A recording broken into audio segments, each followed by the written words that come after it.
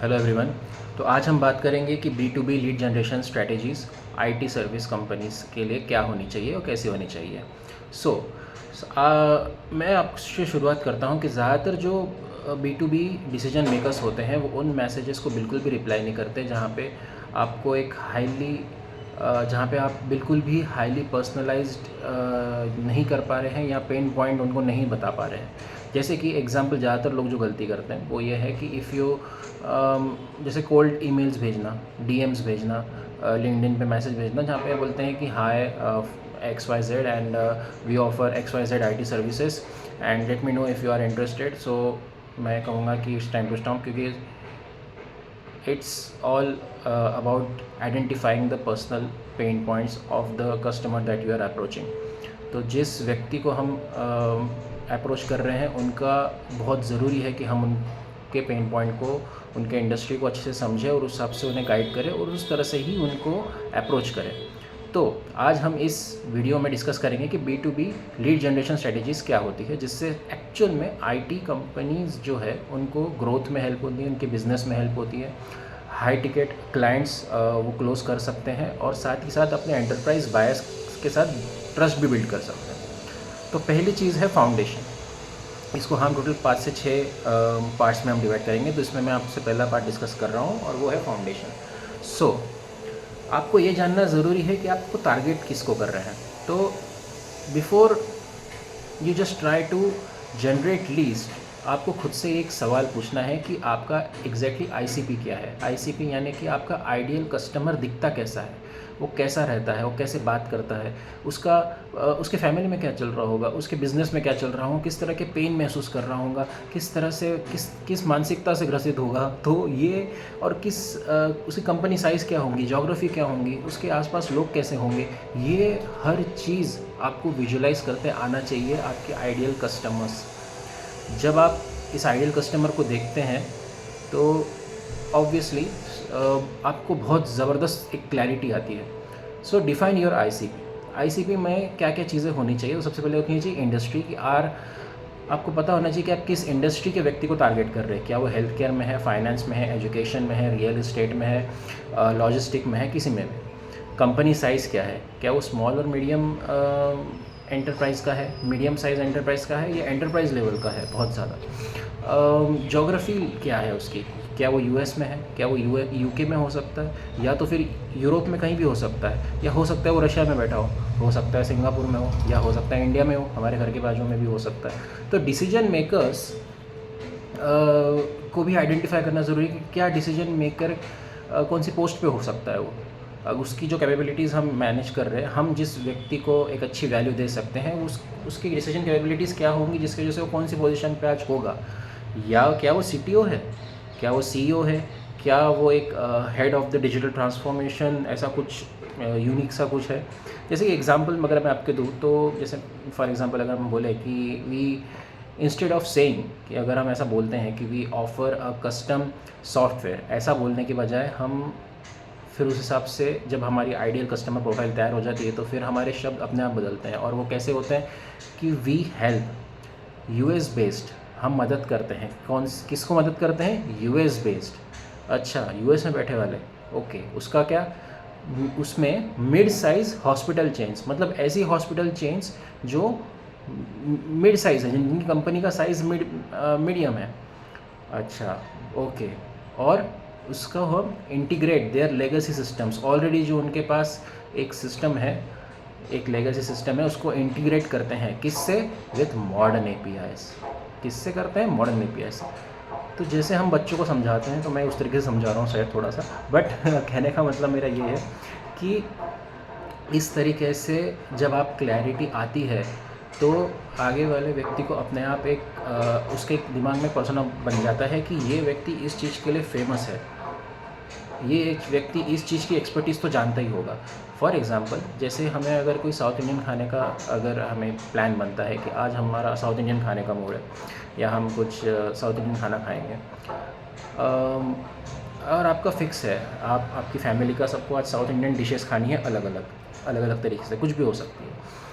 तो आप क्या करेंगे, आप ऑब्वियसली जाएंगे उस रेस्टोरेंट में, आपके सामने 2-3 रेस्टोरेंट आ जाते हैं, आप एक जगह जाते हैं वहाँ पे 2-3 रेस्टोरेंट आ जाते हैं। एक रेस्टोरेंट जो है वो लगभग सारे चीज़ें बहुत अच्छे से देता है, सारी चीज़ें बहुत अच्छे से देता है ऐसा मानना है। हालांकि हमने अभी तक ट्राई नहीं किया है, बट मैं बता रहा हूँ कि जैसे नई जगह हम जाते हैं और नई जगह एक्सप्लोर करना है, और 3 रेस्टोरेंट्स है। एक रेस्टोरेंट ऐसा है जो कम्प्लीटली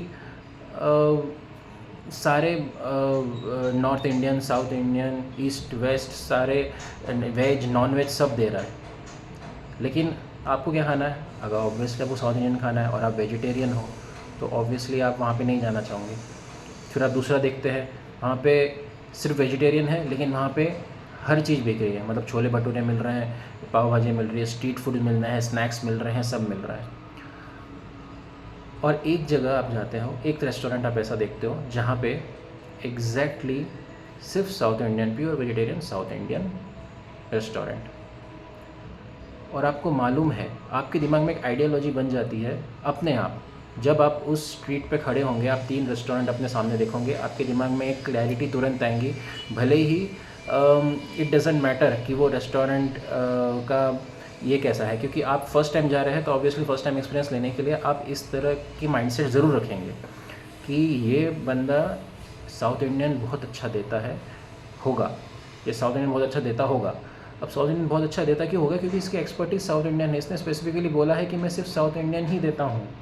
तो ऑब्वियसली हम यही सोच के जाएंगे कि इतना जब बंदे को पता है कि उसको सिर्फ साउथ इंडियन डिश बेचती है तो ऑब्वियसली वो उस चीज़ का तो एक्सपर्ट होगा। ये अपने आप एक मेंटेलिटी, एक माइंडसेट आ जाता है, और वो माइंडसेट के साथ हम उस जगह अप्रोच करते हैं, और प्रोबेबिलिटी यही होती है कि ज़्यादातर खाना अच्छा ही होता है, क्योंकि बंदे को पता होता है, बिजनेसमैन जो वहाँ पे बैठा है उसको पता होता है कि भाई मेरी एक्सपर्टीज़ इसमें है तो मुझे इसी में एक्सेल करना है, तो ये उस तरीके से काम करेगा। तो इसीलिए अपना एक आइडियल कस्टमर प्रोफाइल ज़रूर चुनिए। आपको पता होना चाहिए कि आपके यहाँ ऐसे ही लोग आने चाहिए जिसको बहुत अच्छा साउथ इंडियन डिश खानी है, ठीक है। तो इस तरीके से तो आपकी लैंग्वेज, आपका प्लेटफॉर्म, आप जो भी ऑफ़र करते हैं इसमें ये चीज़ बहुत क्लैरिटी के साथ डिफाइन होना चाहिए। सेकंड पार्ट है पिलर्स ऑफ लीड जनरेशन। अब इसमें क्या होता है कि इसमें होता है 3 टाइप ऑफ लीड जनरेशन की प्रोसेस होती है। इनबाउंड, जहाँ पे वो आपके पास आते हैं, आउटबाउंड जहाँ पे आप उनके पास जाते हैं, और पार्टनरशिप ड्रिवन जहाँ पे आप क्लाइंट्स को रेफ़र करते हैं। तो each one has its own strategy, tools and timeline. तो इन चीज़ों में आपको थोड़ा सा डीपर डाइव करना पड़ेगा, ठीक है। अब इसी को हम थोड़ा और डिफाइन करते हैं। जैसे आउटबाउंड लीड जनरेशन प्रोसेस होती है। अब ज़्यादातर होता ये है, जब आउटबाउंड की बात आती है तो ये ज़्यादातर जो आईटी कंपनीज होती है, they start, this is where most IT company start outbound lead generation, but also fail होने की वजह क्या है, बिकॉज वो एक स्ट्रैटेजी को स्किप कर देते हैं। तो कौन सी स्ट्रैटेजी फॉलो करनी चाहिए वो मैं आपको बता रहा हूँ। तो पहली स्ट्रैटेजी ये है कि कोल्ड ईमेल दैट कन्वर्ट्स, ऐसा कोल्ड ईमेल भेजो जो एक्चुअली आपके लिए कन्वर्ट हो। जैसे कि आप कुछ टूल्स यूज़ कर सकते हैं, Instantly, Smart Lead, Mail Rush, Brevo, इस तरीके से। सेकंड एंड सबसे most important line, use a pain point subject line. ऐसा ईमेल स्ट्रक्चर बनाना है आपको जिसमें आप उनका पेन पॉइंट आइडेंटिफाई, तभी होगा जब आप इंडस्ट्री स्टैंडर्ड और इंडस्ट्री के चीज़ों को समझते हैं। दूसरा रेलेवेंस, दूसरी चीज़ रेलेवेंस की वाई यू। पहला तो आपने बता दिया हुक पेन। ईमेल स्ट्रक्चर हमेशा ऐसा होना चाहिए कि जिसमें आप पहले पेन बताएं, उसके बाद रेलेवेंस कि हम ही क्यों, उसका आपके पास एक सॉलिड रीज़न होना चाहिए। तीसरा ऑफ़र, ऐसा बेनिफिट, फीचर नहीं बताना है, ठीक है। यहाँ पे मैं आपको टोकना चाहूँगा कि आपको फ़ीचर नहीं बताने हैं कि आप कितना अच्छा दे सकते हैं, आप कितने फ़ीचर्स ऐड कर सकते हैं। जब भी हम मोबाइल देखते हैं, ख़रीदते हैं, तो हम फीचर बिल्कुल नहीं देखते हैं, हम सिर्फ ये देखते हैं कि उसके बेनिफिट क्या है, ठीक है। फीचर्स कॉम्पिटिटर्स स्टडी करते हैं, बेनिफिट्स कस्टमर स्टडी करेगा। And last but not the list is soft सीटी। सॉफ्ट सीटी मतलब कॉल टू एक्शन एकदम सॉफ्टली स्पोकन होना चाहिए। जैसे फॉर एग्जांपल मैं आपको एक सब्जेक्ट दे सकता हूँ कि जैसे एक सब्जेक्ट हम लिख सकते हैं कि if you are struggling with slow patient data sync question mark. Subject में क्या लिखा है, struggling with slow patient data sync. उसके बाद में मैं डालूँगा सिर्फ एक से दो या तीन, मैक्सिमम 3 सेंटेंस, फिर चाहे वो ईमेल हो, मैसेज हो, किसी में भी हो। मैं जनरली यही करता हूँ। सो जैसे कि उसमें मैं लिखूँगा कि hi John, I saw your hospital recently adopted XYZ system and we helped approx 12 hospitals to integrate it with their EMR in 10 days. So would it make sense for you to connect next week? That's it. This is the first and example जो मैंने आपको दिया। Second strategy, cold calling with a problem solution framework, यानी कि आपको पहले warm up करना होगा। Warm up using LinkedIn before call. LinkedIn में आपको अच्छे से उनके कंपनीज को स्टडी करना होगा, उनको अप्रोच कर सकते हैं आप, ठीक है, और उसके बाद उन्हें कॉल कीजिए। नेक्स्ट चीज़ है रिसर्च। उनका रिसर्च कीजिए अच्छे से कि वो कौन से टेक स्टैक में डील कर रहे हैं या किस तरह का टेक स्टैक की उनको ज़रूरत पड़ सकती है और क्या हम सॉल्यूशन उन्हें प्रोवाइड कर सकते हैं, ठीक है। ये डायल करने के पहले तीन चीज़ें होना ज़रूरी है। और तीसरी चीज़ जो मैं आपको बता रहा हूँ वो है कि 30 सेकेंड की वैल्यू पिच, वैल्यूएबल पिच होना चाहिए 30 सेकंड, जिसमें आपको महसूस वैल्यू पहले होना चाहिए, क्योंकि अगर आपको ही महसूस पहले नहीं होगा तो आप क्या ही वैल्यू प्रोवाइड करोगे। तो आपको वैल्यूएबल पिच तभी आप दे पाएंगे। तो 30 सेकंड का वैल्यू पिच ज़रूरी है। टिप ये है कि कभी भी ये मत बोलो कि वी बिल्ड द वेबसाइट्स और वी बिल्ड द ऐप्स। ज़्यादातर जो मैं US कंपनीज़ में देखा है वो ऐसी गलती बिल्कुल नहीं करते। वो कभी नहीं बताते कि वो क्या बेचते हैं, वो ये बताते हैं कि वो आपको कैसे हेल्प कर सकते हैं। तो यही आपको बताना है। आपको जैसे एग्जांपल मैं बताता हूँ कि आप ऐसा लिख सकते हैं कि we help clinics reduce the patient onboarding time using tech, ठीक है। और फिर एक क्वेश्चन डाल सकते हैं, can I tell you how, that's it, this is the strategy, outbound strategy जो मैंने आपसे डिस्कस किया। फोर्थ पार्ट है inbound strategy. Inbound lead generation exactly हो पाया क्या है। इनबाउंड लीड जनरेशन में पहले बता दो थोड़ा स्लो है स्टार्ट करने में, बट ये एक कंपाउंडिंग ग्रोथ देता है।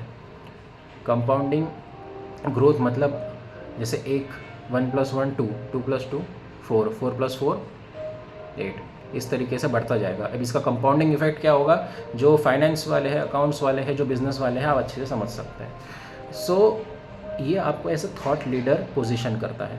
अब इसमें आपको स्ट्रैटेजी कौन सी यूज़ करनी है। अब इसमें आपको मैं तीसरी स्ट्रैटेजी बता रहा हूँ। टोटल मैंने इन आउटबाउंड की 2 बताई है, इन स्ट्रैटेजी तीसरी जो मैं बता रहा हूँ वो है थॉट लीडरशिप। लिंक्डइन में या यूट्यूब में आपको डालना है आपकी थॉट लीडरशिप क्या है। जैसे कि शॉर्ट केस स्टडीज़ डालिए, आपने अपने क्लाइंट को कैसे जीता है। दूसरा, use carousel post to simplify the complex topics. Complex topics को सिंप्लीफाई करने के लिए कराउजल पोस्ट डालिए, उससे बहुत हेल्प होती है, स्पेशली लिंक्डइन की बात कर रहा हूँ। तीसरा, वीकली वीडियोस डालें जिसमें आप इंडस्ट्री के प्रॉब्लम्स को एक्सप्लेन कर रहे हैं।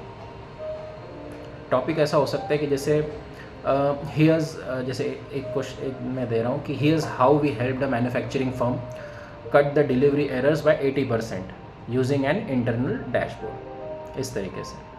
नेक्स्ट है strategy, fourth strategy which is SEO और लीड मैग्नेट्स। ऑब्वियसली ये आजकल डिजिटल सर्विसेज में करती है, तो ये आप शायद किसी फ्रीलांसर को भी दे सकते हैं या किसी डिजिटल मार्केटिंग एक्सपर्ट को आप हायर कर सकते हैं इस चीज़ के लिए। So it completely dependent on you, आप खुद भी कर सकते हैं, बट मैं ये चाहूँगा कि आप खुद से ना ही करें। ये पहले 3 स्ट्रैटेजीज़ को आप अच्छे से डिफाइन करें, उसके बाद में 4 स्ट्रैटेजीज़ में आप जा सकते हैं।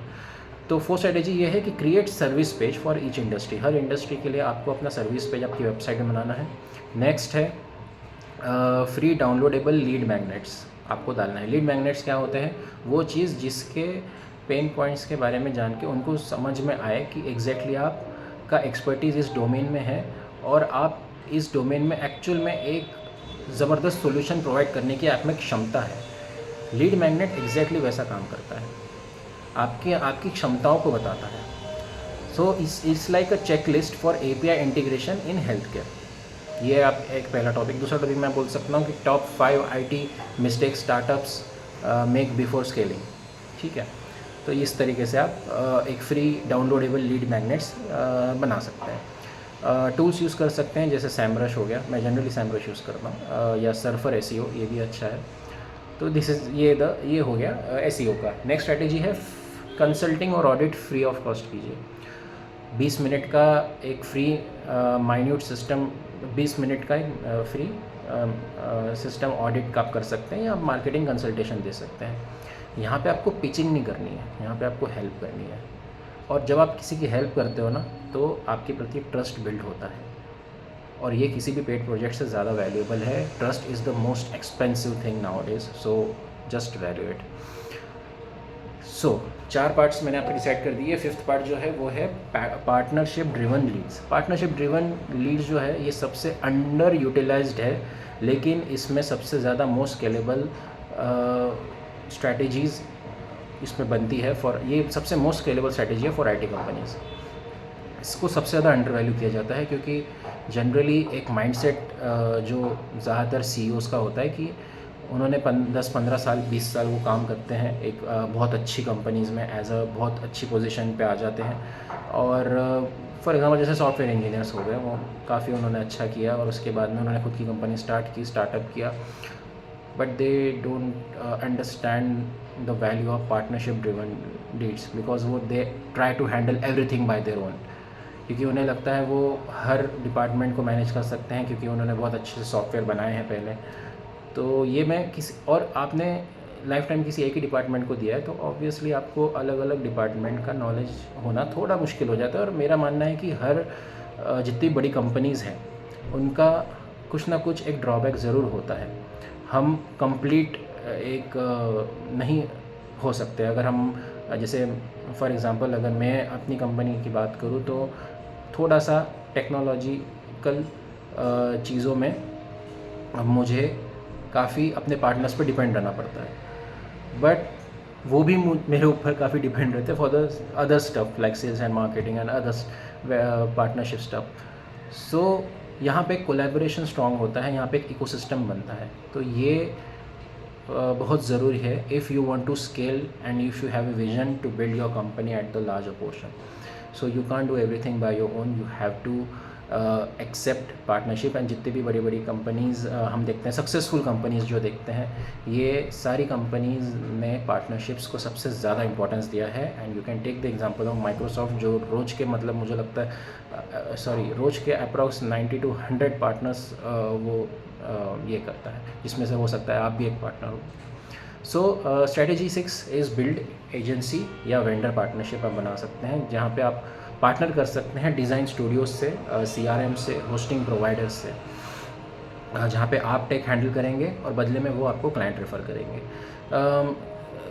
क्लियर रेफरल और वाइट लेबल एग्रीमेंट्स होना ज़रूरी है। तो आपको यहाँ पे आपकी क्लैरिटी चाहिए कि आपको किस तरह का रेफरल चाहिए और किस तरह की सपोर्ट आप उनसे एक्सपेक्ट करेंगे और आप किस तरह की उन्हें सर्विसेज दे पाएंगे। तो इस तरह का आप स्ट्रैटेजिक पार्टनरशिप्स या कोलैबोरेशंस कर सकते हैं। नेक्स्ट स्ट्रैटेजी है इंडस्ट्री स्पेसिफिक एसोसिएशंस को आप फोकस कर सकते हैं, जैसे फोरम्स में स्पीक करना, वहाँ पे पार्टिसिपेट करना, कोई हेल्थ केयर IT ग्रुप्स में ज्वाइन करना, जहाँ पे आप वैल्यू बेस्ड टॉक्स कर पा रहे हो। जैसे कि एग्जांपल कि why 60% of hospitals fail at software integration, क्यों होता है ऐसा। तो वहाँ पे आप बहुत अच्छी वैल्यूएबल स्पीच दे सकते हैं, एक वैल्यू दे सकते हैं। So you will become a guy for that sector, आप उस सेक्टर के व्यक्ति बन जाओगे। सो नेक्स्ट पार्ट है टूल्स जो इसमें हेल्प करते हैं। कुछ टूल्स जो मैं पर्सनली रेकमेंड करूँगा, जैसे ईमेल आउटरीच के लिए मैं ब्रेवो यूज़ करता हूँ, CRM फॉलोअप्स के लिए HubSpot, लीड स्क्रैपिंग के लिए Apollo.io, लिंक्डइन के लिए लिंक्डइन में टैपलियो या सेल्स नेविगेटर, ऑटोमेशन के लिए Zapier, मीटिंग बुक करना है तो आप कैलेंडली या जो भी आपका हो सकता है मैं यूज़ कर सकते हैं। रिमेंबर, हमेशा याद रखो कि tools help to scale a good strategy, लेकिन वो स्ट्रैटेजी आपकी रिप्लेस नहीं करेगा। आपकी स्ट्रैटेजी को एग्जीक्यूट और स्केल करने में आपको हेल्प करेंगे, लेकिन अगर आपकी स्ट्रैटेजी में कमज़ोरी है तो कोई भी बड़ा से बड़ा टूल आपको हेल्प नहीं कर सकता। तो फाइनली लीड जनरेशन जो है ये isn't about chasing random people, ठीक है। ये रैंडम लोगों को चेस करने जैसा नहीं है, ये ट्रस्ट बिल्ड करने का प्रोसेस है, रिलेवेंस डिलीवर करने का प्रोसेस है, एक एक्सपीरियंस क्रिएट करने का प्रोसेस है, जहाँ पे आपके बायर को ये लगे कि ये कंपनी ने मेरी प्रॉब्लम तो समझ ली है, तो उनको बस वो आश्वासन देना है आपको। अगर आप एक आईटी सर्विस प्रोवाइडर है और आप लीड्स के साथ स्ट्रगल करते हैं, तो अभी तक जो भी मैंने आपको बताया उसको अच्छे से देखिए, आपके मैसेजिंग टारगेटेड और अभी इन सब चीज़ों पे आप वर्क कीजिए। और अगर आपको ये वीडियो पसंद आया तो आप जानते हैं इसे क्या करना है, मैं वीकली वीडियो डालते रहता हूँ। So you can just hit me, and till that time, see you in the next video. Thank you.